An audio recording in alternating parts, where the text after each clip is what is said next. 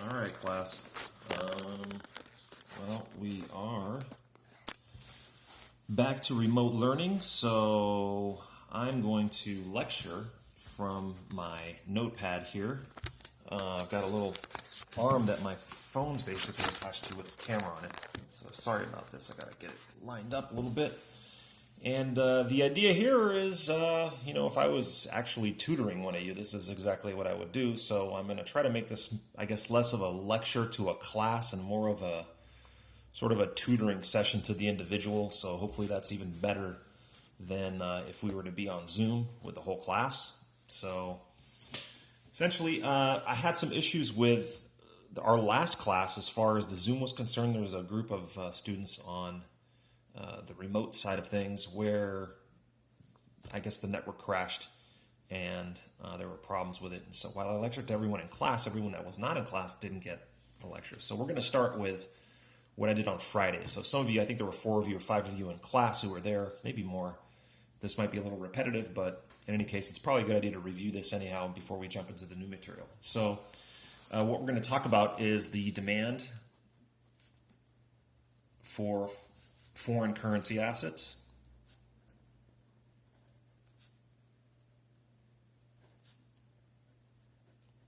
I don't know if you can see that whole thing there. And so we need to start this discussion with a definition of return to an asset. So this is like you buy an asset, what do you get for it in return, essentially? So this, when you're buying an asset, you have to base this on expectations of what the future price is going to be, right? Whenever you buy a stock today, you have to pay for the price today. But the hope is that the value of this would go up in the future if it's a good company that you want to be a part of or an owner of. And so you do have to take expectations of what you think is going to happen in the future. That's the whole reason of you jumping into this situation now. So we can think of the return as based on the percentage change, right, in the price that you paid today, all right, and what it sold for in the future.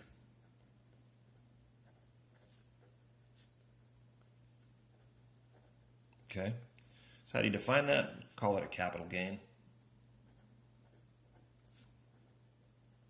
And that's going to be equal to price today minus price purchase day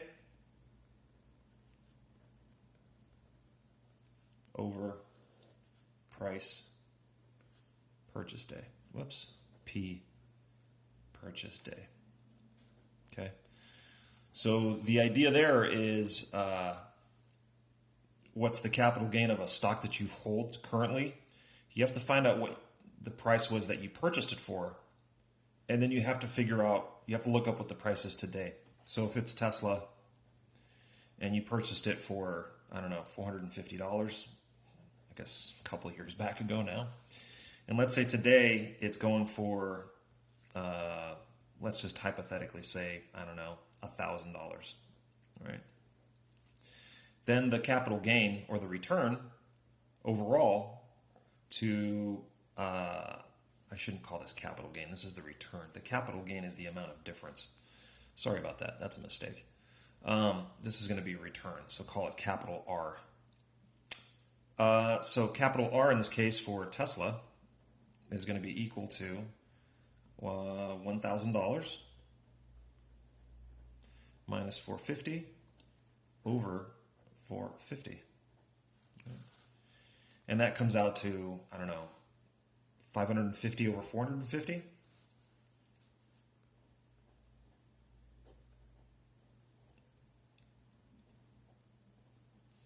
Which is greater than a 100% return, which is more of a doubling, right? So that's how you want to think about calculating returns on these things. Should be a review. You should already know how to calculate this. Okay. What else is looked at when we're looking at foreign currency assets? We're also looking at, just like anything else, we're looking at other dimensions of the assets. So liquidity plays a huge role, and that's essentially how how easy is it to convert your asset to cash? So how cash convertible are the assets that you have? So how cash convertible are or is the asset? Okay. So the liquidity of bonds is greater than the liquidity of stocks, which is greater than the liquidity of real estate. Let's say we can kind of rank order liquidity there. Even though all of these might pay a similar rate of return R,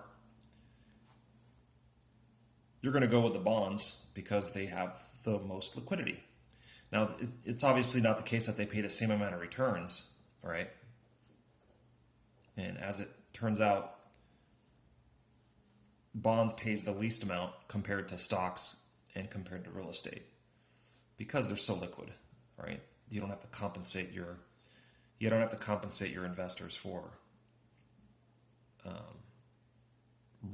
the same amount of risk because of the liquidity. It's kind of a bonus there. Real estate and stocks, they've gone back and forth as far as what they pay out. Technically speaking, stocks do pay more of a return historically, but there's more volatility. And anyhow, that's enough of that. Okay, so let's look at now that we've got a sense of some of the characteristics that we want to know, let's go back and look at risk and liquidity, interest rates now, and maybe turn the conversation back towards foreign currency assets. So we're going to think of interest rates, let's call it capital R, and these are going to be on currency denominated assets. Okay, so you're going to have perhaps a dollar deposit. We can call that R with a dollar sign in the subscript. And for a euro dollar deposit, we're going to make that R with a euro sign there. It's just like an epsilon. All right, hope you can see that. Okay, so let's say, let's look at a graph in the book. It's probably a good place to kind of take a break here. And this is going to be figure, which is a good one here? Figure 14.2 from the textbook. So if you're to turn to page, I think you can see that there. This is page 365 in the textbook. What you'll see is that we've got the dollar rate here, which is R dollar. So call it R with a dollar sign there. And this is the yen rate.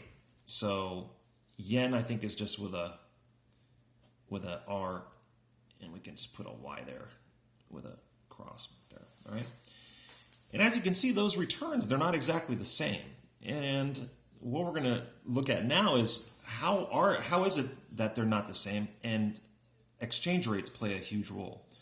So if the yen and the dollar were not trading one for one, then you could arbitrage the difference in these returns by just putting your money in one place instead of another. Now, obviously, the dollar and the yen, the exchange rate is not one for one and it's not constant. And that probably explains a lot of what you're seeing here as far as these two different data points going. All right. Okay, so let's back this up a little bit. So how are we going to think about this? Well, let's do an example. All right. So let's say that the exchange rate is $1.10 per euro. So this is our example. Okay, and let's say that the exchange rate is $1 per euro is equal to 1.10, or in other words, 1 euro costs $1.10. Okay. All right. Now, you expect the euro to appreciate against the dollar. So E now with a little e up here, which means expectation, right? Let's say this is equal to 1, so this is dollars per euro. Let's say this is equal to 1.165. Okay? So dollars per euro, it went up. It means it takes us more dollars to buy a euro, which tells us that we're expecting the dollar to depreciate against the euro. Okay? And what else do we have in this deposit? Let's say that the dollar interest rate is equal to 10%, and the yen or the euro interest rate is equal to 5%. Right? So which of these deposits actually offer a higher rate of return? So the way we can compare it is we can say, well, we've got the dollar return here. What if we took that dollar and deposited in a Japanese bank and then earned the interest and then returned it back to a dollar? What would that look like? So we have to do, the first thing we have to do is take $1.10 and purchase a euro. Okay. So for a 1 euro deposit,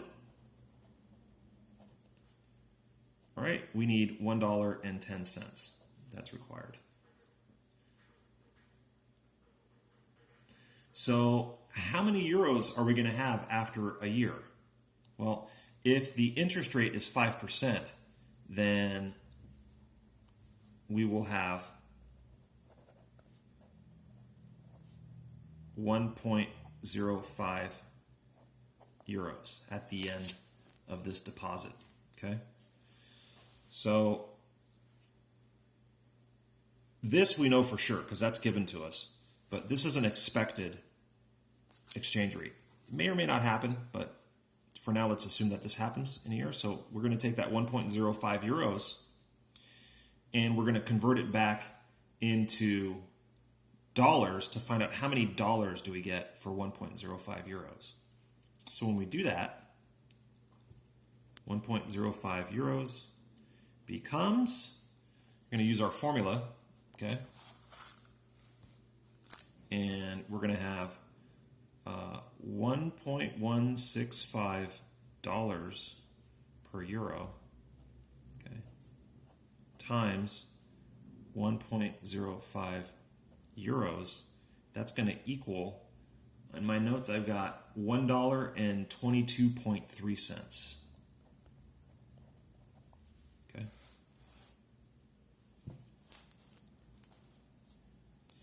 So we started with $1.10, and then we ended up with $1.22.3. So what is the return in euros of this dollar deposit? We're going to have to use our percentage formula that we just went over. So we're going to have, so the return from doing dollars to euros is going to be equal to $1.22.3 minus $1.10 over $1.10. That's supposed to be a 10. And that gives us about 11%. Okay. So what we can see here is that this is actually less than 10% that we would get if we just put our money in the U.S. bank instead of converting it to yen, putting in the Japanese. I keep mixing up the yen and the euro. Instead of converting that dollar to euros and putting it in a euro bank and then earning the interest and then converting back to dollars. And don't forget, we might have a bigger interest rate of return by going to Europe, but don't forget those brokerage fees, right? And again, this is based on expectations, right? Okay. So the simple rule we have here then is that to get the return on a dollar deposit that's going to a euro, we have to take the, it's the euro interest rate, all right, plus the rate of depreciation, all right, of the dollar against the euro. Okay, so we can just symbolize, let's say we symbolize this as a, depreciation's good with delta usually, all right, lowercase delta, and it's the dollar against the euro. So we can do that symbol where we have a dollar against the euro as well, okay? This is probably expected too, because it's based on expected, exchange rates. All right, so the return of going from dollars to euros is equal to the return on euros plus the depreciation rate from the dollar against the euro. All right, that'll be our formula. Okay. So now let's go ahead and actually define what this looks like. So this is going to be, mathematically speaking, it's going to be our return to euros, like we said, plus this expected depreciation rate. What does it look like? It's actually also a percentage change. It's the expected exchange rate between dollars and euros that's going to happen in the future minus the actual exchange rate today divided by the actual exchange rate today. Okay? This is delta dollar to euro, and that's the return euro deposits. Okay? And so when we take the difference between these two and the dollar exchange rate, that gives us what we earn, or that gives us like the arbitrage that occurs. So we take the return on dollar deposits and we subtract this whole thing from that. So minus return to euros plus this term in the parenthesis.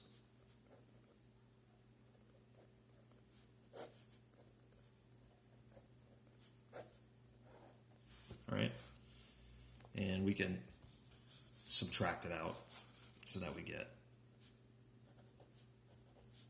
our dollar minus our euro minus depreciation.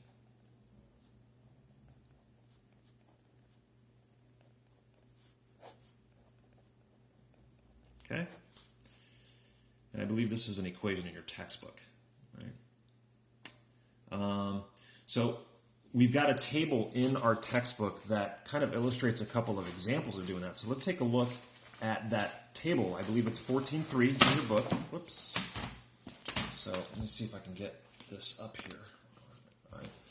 And so here what we've got is essentially 4 different cases, okay? And then we've got the dollar interest rate, which we said was 10%. Here we've got a euro interest rate, which is 6%, but changes to 12%, all right? And what we've got here is the expected rate of depreciation. I circled a little piece here because I think your author meant to put a little E up here, but they didn't, so that was something I caught a little while ago. So this is the expected depreciation rate. All right, here we've got no depreciation of the dollar against the euro. Here we've got a 4% depreciation. Here is a 8% depreciation, okay? And here is an appreciation, okay? And you could see why negative implies appreciation and positive implies depreciation by looking at the formula. Because if this value is positive, it means that what we're expecting in the future is to be greater than what is in the present. And the only way that it's going to be greater is if it takes more dollars to purchase a euro, right? Because that's a fraction, it's dollars over euros, okay?